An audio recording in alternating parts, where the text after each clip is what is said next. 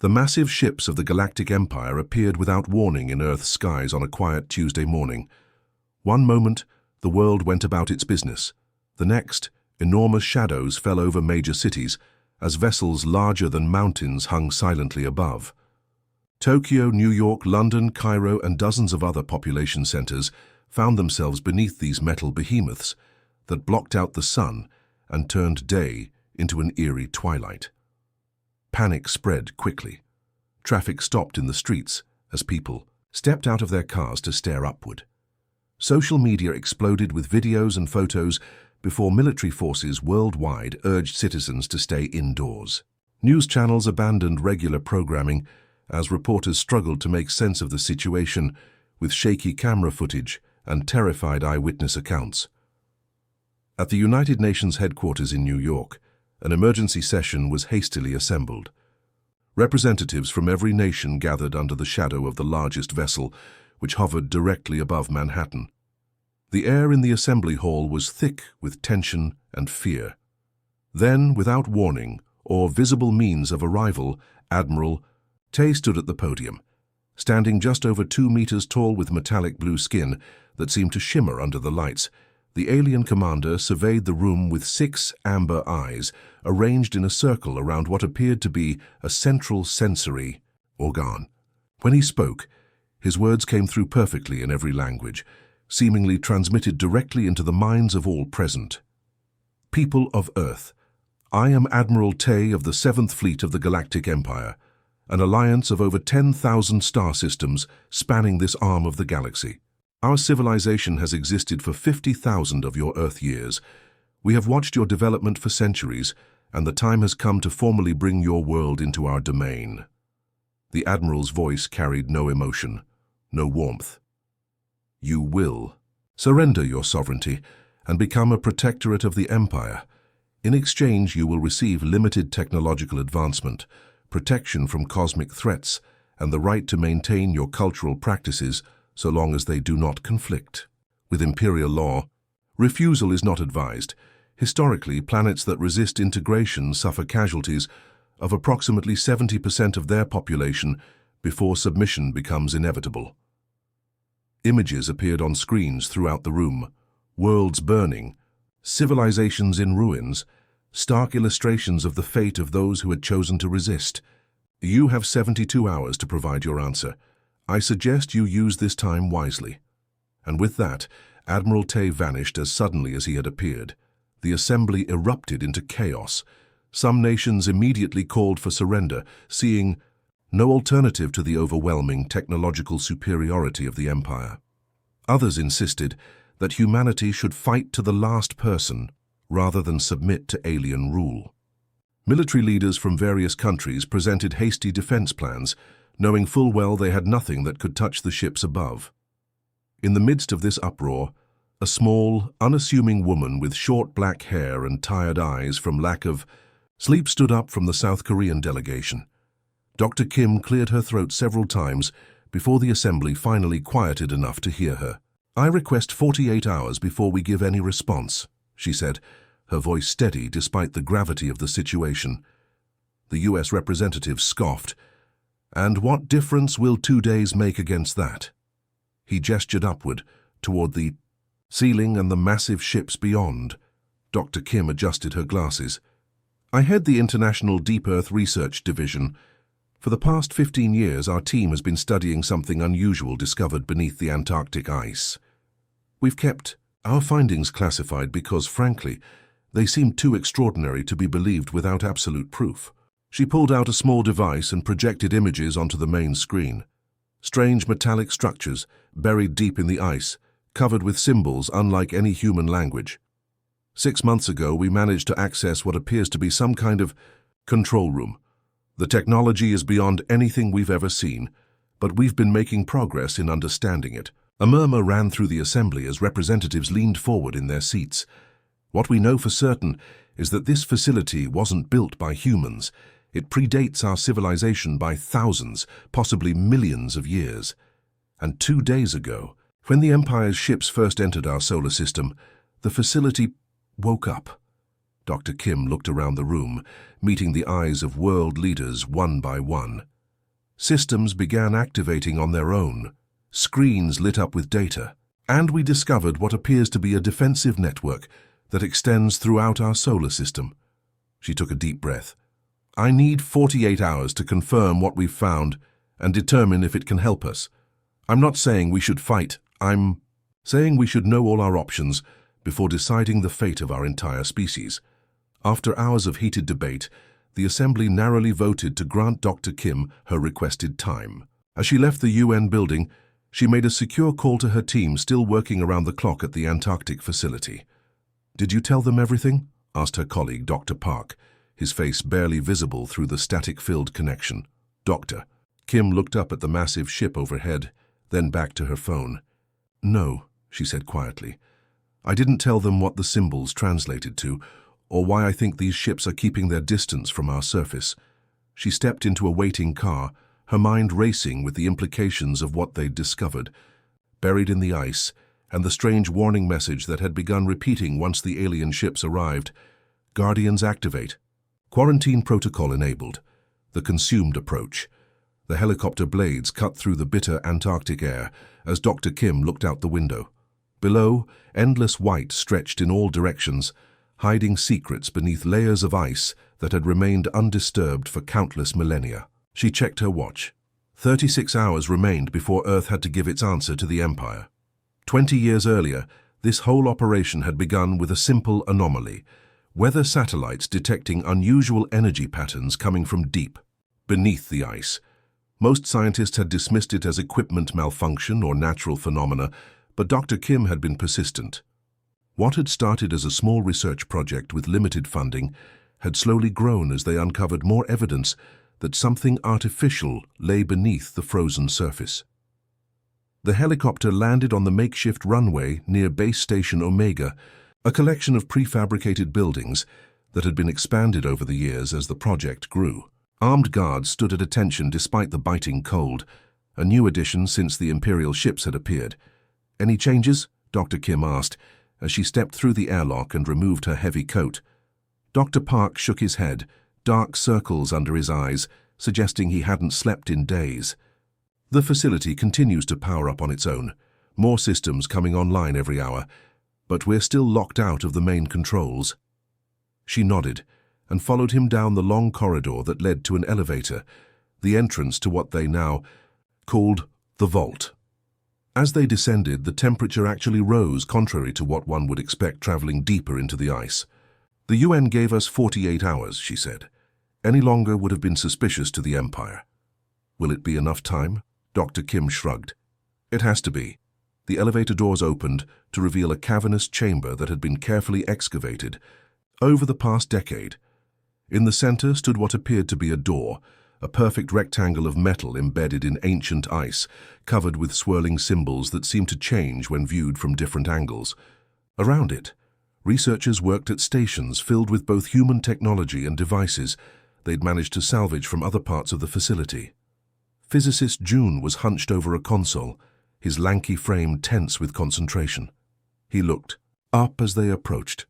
You're just in time, he said, gesturing to his monitor. I've been analyzing the positions of the Imperial ships. Look at this. The screen showed a three-dimensional model of Earth with dots representing the alien vessels. They're maintaining a perfect orbital pattern, June explained. But the strange thing is, they never dip below this altitude. He drew a line with his finger. Not once, even when they could achieve better strategic positioning or communication by doing so. Dr. Kim leaned closer. You think they're deliberately staying away from something? I think they're afraid of something, June corrected, and I think it has to do with what we've found here. He pulled up another screen showing energy readings from various points around the planet. Since the ships arrived, we've detected similar energy signatures to our facility here in 12 other locations worldwide, all deeply buried or underwater. They've been dormant until now. Dr. Park rubbed his tired eyes. So, whatever this is, it's not just here. It's a network. A defensive network, Dr. Kim said quietly, left by whoever built this place. A young researcher called out from across the room, Dr. Kim, the main door, it's doing something. They rushed over to see the symbols on the massive metal rectangle, glowing with a soft blue light. Patterns shifted and rearranged themselves before their eyes. It's responding to the Imperial ships, June said, checking his instruments. The energy patterns are synchronizing. Dr. Kim approached the door cautiously. For years they had tried everything to open it. Cutting tools, explosives, even experimental sonic devices. Nothing had made a dent. Now as she placed her palm against the cool metal surface, the door simply slid open. The team stood in stunned silence before the revealed chamber. Inside was a vast control room with technology that looked both incredibly advanced and somehow organic. Curved consoles made of material that resembled both metal and living tissue lined the walls. At the center stood a raised platform with what appeared to be a command station. "All these years," Dr. Park whispered. "All these years," and it was, waiting for them to arrive. As they cautiously entered, screens lit up around them, displaying information in the same flowing script as the door. But now, strangely, Dr. Kim found she could understand some of it. "It's adapting to us," she said in wonder. "The language, it's changing to become more comprehensible." June moved to one of the consoles. These looked like tactical displays. "See, these points." He pointed to glowing markers that corresponded to the Imperial ships. "And look at this." He indicated a faint web of lines that surrounded Earth like a net. Where the lines intersected, there were small nodes, exactly matching the locations of the energy signatures they detected. "It's a shield," Dr. Kim breathed. "Or a weapon, maybe both." While the team explored the facility, Dr. Kim moved to the central platform. As she stepped onto it, a holographic display activated, showing a three-dimensional image of a humanoid figure. Though clearly not human, with elongated limbs and features that seemed to shift subtly, there was something hauntingly familiar about it. The figure spoke, and somehow Dr. Kim understood. "Guardian protocol activated. Quarantine defense system online. The consumed have returned." "Who are you?" Dr. Kim asked. "Who built this place?" "We were the caretakers," the figure replied. "We seeded countless worlds with life before the darkness came. What you call the Empire are not conquerors, they are vessels, infected, controlled. They seek not dominion but consumption." A chill ran down Dr. Kim's spine as the implications became clear. The Empire wasn't staying away from Earth's surface out of strategic choice. They were being kept away by something the caretakers had left behind, something that Earth's new visitors feared. "What happens if they land?" she asked. The hologram's expression grew solemn. "Then you will become as they are. Your world will die and the darkness will grow stronger." As the team worked through the night to understand the ancient technology, June made another discovery. The Imperial ships weren't just maintaining distance. They were actively scanning, searching for something they needed to neutralize before they could safely approach. "They know about this place," June said. "They know what it can do to them. That's why they're giving us time to decide. They're buying time to find a way past its defenses." Dr. Kim looked at the countdown on her watch. 24 hours left. Half their time gone already. "Then we need to learn how to use these defenses," she said, "before they figure out how to disable them." The control room hummed with energy as Dr. Kim and her team worked frantically to decipher the ancient technology. 18 hours remained before the Empire's deadline. Screens flickered with symbols that slowly became more understandable as the system adapted to human interaction. The air felt charged, like the moment before lightning strikes. "I think I've got something," called out Dr. Park, his voice betraying both excitement and exhaustion. He hadn't slept in over 30 hours. None of them had. The team gathered around his console, where a three-dimensional map displayed what appeared to be a network of energy nodes spanning the globe. Thin lines connected these points, forming a web around the planet. "Each node represents one of the facilities we've detected," Dr. Park explained, pointing to 13 glowing points. "Antarctica is the master control, but the others appear to be defense platforms of some kind." June nodded, brushing his hair from his eyes. "The system was designed to work together. If we can activate just one node as a test." Dr. Kim studied the display. Show me the Imperial fleet positions. The map zoomed out, revealing the alien vessels hovering in Earth's orbit. The smallest ship, still nearly a kilometer in length, had broken formation and was moving to a lower position over the Pacific Ocean. They're testing the boundaries, Dr. Kim observed, seeing how close they can get. The holographic guardian appeared beside them, its form shimmering slightly. The consumed are probing defenses. They seek weakness. Can we stop them? Dr. Kim asked. The defense grid requires full activation codes. Emergency protocols allow for limited defensive measures. June looked up from his console. I think I understand the targeting system. If we want to send a message, show them we're not helpless. Dr. Kim stared at the smallest ship on the display. A warning shot, enough to demonstrate power without starting a war they couldn't win. She turned to the team. We need to inform the UN before we do anything. This affects everyone on Earth. The emergency session of the Security Council was tense. On screens around the world, leaders watched as Dr. Kim explained what they had found and what they proposed to do. You want to fire on them? The French representative's voice was incredulous. Before we even attempt diplomacy? They're not here for diplomacy, Dr. Kim replied firmly. According to the caretaker records, these beings, or what controls them, have consumed countless worlds. They maintain distance from our surface because they fear the defense system, not out of respect. The Secretary General leaned forward. And you're certain this technology will work, after lying dormant for so long? Dr. Kim hesitated. No, we can't be certain, but we have reason to believe the system is operational. The smallest Imperial ship is currently testing how close it can approach. Soon they may find a way past whatever's keeping them at bay. Debate raged for precious hours. Some nations refused to approve any action that might provoke the Empire. Others argued that submission would mean extinction. In the end, with just 4 hours remaining before the deadline, a slim majority voted to authorize the demonstration. Back in Antarctica, the team finalized preparations. The node selected was in the mid-Pacific basin, hidden beneath thousands of meters of ocean. According to their calculations, it could generate a focused energy beam without drawing too much power from the network. Remember, Dr. Kim cautioned, we're not trying to start a war, just show them we're not defenseless. June nodded, fingers hovering over the activation sequence. Target locked on the smallest vessel's propulsion system, non-critical damage only. Dr. Kim took a deep breath and gave the command. Activate. For a moment, nothing happened.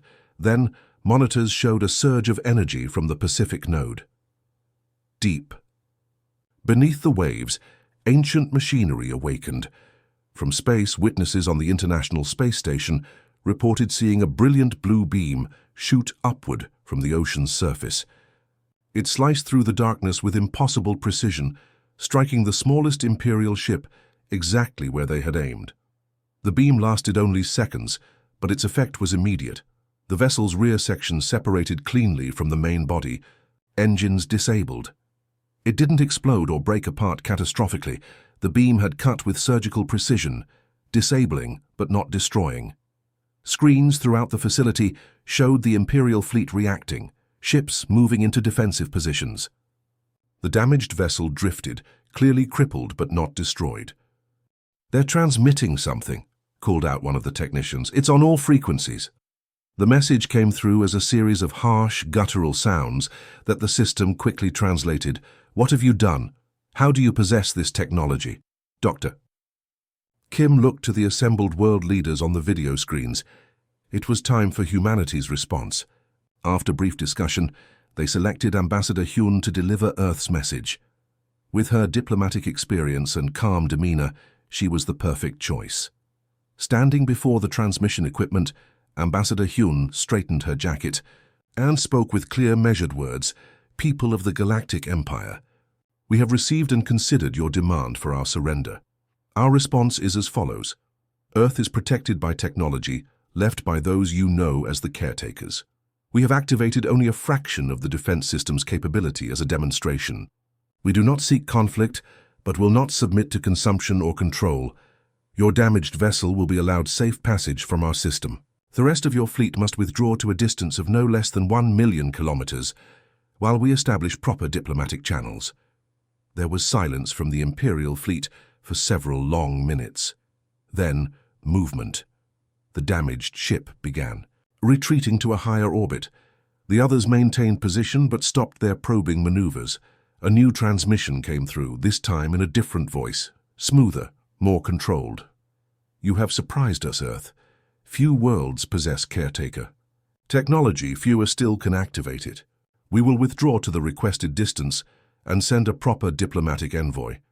But know this, if you have lied about the extent of your capabilities, there will be consequences." As the transmission ended, cheers erupted throughout the facility and in government centers worldwide. They had bought time, demonstrated strength, and opened the door to potential negotiation. But Dr. Kim didn't join the celebration. She studied the readouts from the defense node they had activated. Power levels were dropping rapidly. The single shot had drained nearly 60% of the node's energy reserves, and the system was not recharging as quickly as they had hoped. "It worked," June said, coming to stand beside her. "We did it." "We bought time," Dr. Kim corrected quietly. "But if they call our bluff, we may not have enough power for a second demonstration." Aboard the massive Imperial flagship, the command chamber fell into chaos. Harsh voices bounced off the curved metallic walls as high-ranking officers argued over what had just happened. The ship's interior glowed with an eerie blue light that seemed to pulse in rhythm with the heated debate. Commander Song slammed his fist against the holographic display, causing the image of their damaged vessel to flicker. Standing nearly 7 feet tall with skin that shimmered between deep purple and black, his 6 eyes narrowed with rage. "This is outrageous. A primitive world dares to attack the Imperial fleet." His voice boomed through the chamber. "We should launch a full assault immediately, before they can activate more of their defenses." Around the circular table, other officers shifted uncomfortably. None wanted to be the first to oppose the commander's wrath, but the unease in the room was palpable. Science Officer Park finally stepped forward. Much smaller in stature than Commander Song, her skin was a pale blue that marked her as from the outer colonies. Despite her lower social standing in the Empire's rigid hierarchy, her scientific expertise had earned her a place at the command table. "Commander, with all due respect, I believe retreat is our wisest option." She pulled up her own display, showing energy readings from Earth. "The weapon they used bears the unmistakable signature of caretaker technology." Murmurs spread around the table. Even Commander Song fell silent for a moment. "The caretakers are a myth," he finally said, though with less conviction. "Stories to frighten young ones." "Not according to our most ancient records," Science Officer Park countered. She gestured, and the holographic display changed to show text in the oldest Imperial script. "These accounts date back to the founding of our empire. They speak of a race that came before all others, who seeded countless worlds with life and left behind guardians to protect their creations." Admiral Tay, who had been silently observing, finally spoke. His voice carried the weight of centuries of Imperial tradition. "I have seen these records. They also speak of worlds that possessed caretaker technology and stood against the Empire. Worlds that no longer exist. Because we destroyed them," Science Officer Park said quietly. "Because we had no choice," Commander Song countered. "The alternative was to show weakness, to allow other worlds to believe they could defy us." The Admiral raised a hand for silence. "What troubles me is not just that they possess this technology, but that they knew exactly how to use it. The beam targeted our smallest vessel's propulsion systems with surgical precision. Not a weapon fired in panic, but a calculated demonstration." Science Officer Park nodded. "And if they truly understand caretaker technology, they may have access to much more powerful weapons. The records speak of devices that could extinguish stars." Commander Song scoffed. "Legends and exaggerations. If they had such power, why wait until now to reveal it? Why not destroy our fleet immediately? Perhaps they are more merciful than we would be," a younger officer suggested, earning a harsh glare from Commander Song. The debate continued for hours as the damaged vessel limped back to the fleet's new position, 1,000,000 kilometers from Earth as demanded. Engineers reported the damage was severe but reparable. The precision of the attack had been both impressive and terrifying. Had the humans wanted to destroy the ship entirely, they clearly could have. Finally, Admiral Tay came to a decision. We will neither attack nor retreat, not yet. Instead, we will test these humans. If they truly are connected to the caretakers, they should be able to prove it. He turned to his communications officer. Send a message to Earth. Tell them we require proof of their connection to those they call the caretakers, authentic proof that cannot be falsified. The message was transmitted, and the Empire waited. Hours passed with no response from Earth. Commander Song grew increasingly restless. They're stalling, he insisted, using the time to activate more weapons. Science Officer Park studied her readings. Something odd is happening. Energy signatures are fluctuating across their planet, but not in a pattern consistent with weapons. Activation. Before they could analyze further, a transmission request came from Earth. Admiral Tay ordered it displayed in the command chamber. The holographic image of Ambassador Hyun appeared before them. She stood with perfect posture, her expression calm and assured. Greetings, Imperial leaders, she began. Then, to everyone's shock, she switched to perfect Imperial language, not just the modern dialect used for interstellar communication, but the ancient ceremonial tongue used only among the highest echelons of Imperial society. The command chamber fell into stunned silence as Ambassador Hyun recited what every officer recognized as the opening passage of the Imperial founding. Text, sacred words that told of the Empire's beginning and its purpose in the stars. But she didn't stop there. She continued into sections of the text that spoke directly of the caretakers, passages that had been removed from public versions centuries ago, known only to those with the highest clearances. Before the Empire stretched its hand across the stars, the Watchers came.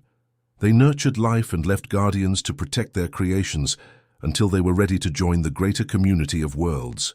Those who seek to consume rather than commune shall find only the guardian's wrath. She paused, letting the ancient words hang in the air, before continuing in Earth's common language. We have accessed the caretaker archives beneath our world. We know who you are and what drives your expansion. The hunger that consumes you is not your natural state. Once your people were free. Commander Song's face had drained of color. This is impossible. How could they know these words? Science. Officer Park's instruments beeped urgently.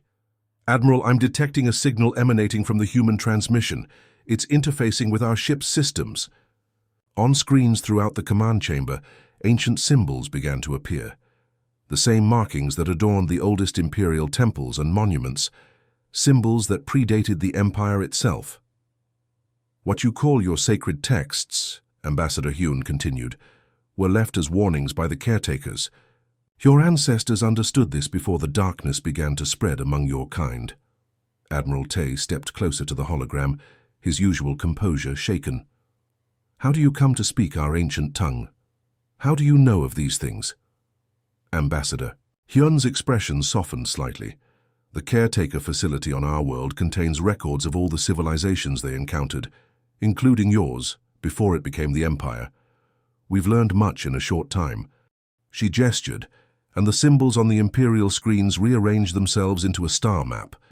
Specific points glowed brightly, hundreds of them scattered across the galaxy. These are all the worlds where caretaker technology remains active, she explained. Earth is merely one node in a vast network. We are learning to communicate with the others. This was a bluff. Dr. Kim's team had only theorized about such a network based on fragments of data, but Ambassador Hyun delivered it with perfect conviction. The Imperial officers stared at the map, recognizing many worlds the Empire had avoided, or approached with unusual caution. Worlds rumored to be protected by ancient forces. Admiral Tay dismissed the hologram and ordered all recording devices deactivated. When he spoke again, his voice was quiet, but firm. We must reconsider our approach. To Earth, this situation requires a delicate handling. Commander Song opened his mouth to object, but the Admiral silenced him with a look. Prepare a proper diplomatic vessel, Admiral Tay ordered. It seems we have much to discuss with these humans who speak with the voice of those who came before. 3 days after the warning shot, a single Imperial vessel approached Earth. Unlike the massive warships that had first darkened the skies, this one was smaller, sleeker, clearly designed for speed and diplomacy rather than intimidation. It maintained the agreed-upon distance, hovering just beyond what humans now called the caretaker boundary. The United Nations had been transformed into a global command center. Representatives from every nation crowded around displays showing the approaching diplomatic ship. The initial panic had given way to a fragile hope. Maybe, just maybe, humanity wouldn't face extinction today. "They're requesting permission to send a delegation," announced the communications officer. 5 representatives, unarmed, to meet on neutral ground. After brief discussion, the summit was arranged at an isolated research station in the Alps, far from major population centers, but accessible enough for world leaders to attend. Security was unprecedented, with forces from a dozen nations, forming a protective perimeter. Dr. Kim stood at the window of the conference room, watching as the Imperial shuttle descended from the clouds. Her team had worked non-stop since the warning shot, trying to coax more power from the Antarctic facility. The results hadn't been promising. "Are you ready?" asked Ambassador Hyun, joining her at the window. Dr. Kim sighed. "Ready to tell an advanced galactic civilization that we were mostly bluffing? Not really. Sometimes the truth is our strongest position," Ambassador Hyun replied. "Besides, they're here to talk, not fight. That's progress." The Imperial delegation entered the room with ceremonial formality. Leading them was Diplomat Jin, tall and imposing like all his kind, but with an air of scholarly curiosity rather than military rigidity. Unlike Admiral Tay, his skin was a lighter shade of blue, and his 6 eyes moved independently, taking in details of the human gathering. After formal introductions and the careful dance of diplomatic protocols, the real conversation began. Demonstration was impressive, Diplomat Jin began, his voice surprisingly melodic. "No civilization has successfully activated caretaker technology against our forces in over 5,000 years. Ambassador Hyun maintained her composure. "We are prepared to demonstrate further capabilities if necessary." "That won't be required," Diplomat Jin said quickly, perhaps too quickly. "Our science team has confirmed the authenticity of the energy signature. The Empire recognizes Earth as a protected world under ancient covenant." The human delegation exchanged glances. This was going better than expected. "However," Diplomat Jin continued, "there are inconsistencies in your claims. Our scans indicate the defense system you activated is now severely depleted. The warning shot consumed most of its available power." A tense silence fell over the room. Dr. Kim felt cold sweat forming on her brow. They knew. Ambassador Hyun started to formulate a diplomatic evasion, but Dr. Kim stepped forward. "May I speak directly?" she asked. When Ambassador Hyun nodded reluctantly, Dr. Kim addressed the Imperial delegation. "You're correct," she admitted. "The warning shot depleted most of the power we had managed to activate. We aren't descendants of the caretakers, as we implied. We discovered their facility by accident and have been studying it for decades." Murmurs ran through both delegations. The human representatives looked alarmed at this admission of weakness. "However," Dr. Kim continued, "we have managed to understand and activate portions of their technology that your empire, with all its advanced capabilities, has apparently been unable to access. Given time, we believe we can restore the entire defense network." Diplomat. Jin's eyes focused intently on her. "How? The Empire has studied caretaker ruins for millennia. Their systems respond only to genetic markers we have never been able to replicate." Dr. Kim smiled slightly. "Perhaps you've been overthinking it. We approached the problem differently. Your civilization seems to believe the caretakers were godlike, beings with incomprehensible technology. We simply treated their systems as puzzles to be solved." She gestured to June, who activated a holographic display showing the progress they'd made deciphering the caretaker interface. "The facility doesn't respond to genetic markers, but to problem-solving approaches. It's testing potential users, not scanning their DNA. The caretakers weren't looking for physical descendants, but intellectual ones, species that think creatively." Diplomat Jin studied the display with growing fascination. "Remarkable. Our records never suggested such an approach." He turned to his scientific advisor and spoke rapidly in their native language before addressing Dr. Kim again. "Your honesty is Unexpected. Many species would maintain the deception. Dr. Kim shrugged. Deception might win us time, but not a lasting peace. We'd rather build on truth. The negotiations continued for hours, with both sides cautiously revealing more information. The Empire, it seemed, was not a monolithic entity, but a coalition of thousands of worlds. Many joined willingly, others through conquest. And there was something else, something that explained their relentless expansion. The darkness that the caretaker records mention, Diplomat Jin explained, is not metaphorical. It is a physical force that has been spreading through our galaxy for millennia. We call it the Void. Worlds touched by it become uninhabitable. The Empire expands, partly to stay ahead of its advance. Dr. Kim leaned forward. And what about the consumption the records mentioned? The way your people are controlled? A shadow passed over Diplomat Jin's features. A simplified explanation. The Void affects minds as well as matter. Over generations, it changes priorities. The original purpose of the Empire was protection. Now for many, it has become about power. As the day progressed, a remarkable shift occurred. What had begun as tense negotiation between potential enemies evolved into a collaborative problem-solving session. Imperial scientists shared what? They knew of caretaker technology. Human researchers offered fresh perspectives on its activation. By evening, Diplomat Jin made an unexpected proposal. The Empire has never encountered a species that could activate caretaker technology without our assistance. Your approach is unique. Rather than conquering Earth, we propose an alliance, he outlined a new relationship. Earth would remain sovereign, but join the Empire as a special research partner. Human scientists would help unlock more caretaker facilities throughout the galaxy. In exchange, the Empire would share technology and knowledge, helping humanity advance by centuries in a single generation. And what guarantees do we have that this alliance won't become absorption once we've served our purpose? Asked one of the human representatives. Diplomat Jin bowed slightly. A fair concern. As a gesture of trust, we offer this. Your world will retain control of the caretaker facility you've discovered, and we will help you restore its power. 2 weeks later, as the first combined human Imperial research team prepared to depart for another caretaker site on a distant moon, Dr. Kim made a breakthrough in the Antarctic facility. Deep in the central chamber, beyond the control systems they'd initially accessed, her team discovered what appeared to be the facility's true purpose. It wasn't primarily a weapon system as they'd thought, but something far more profound. It's a communication network, she explained to the assembled researchers, both human and Imperial. The caretakers built these facilities across the galaxy, not to destroy but to connect. The defensive capabilities were just protection for the real technology. The holographic guardian appeared, its form clearer now that they better understood the system. The severing occurred when the darkness began to spread, it explained. Worlds turned against each other, forgetting they were part of a greater community.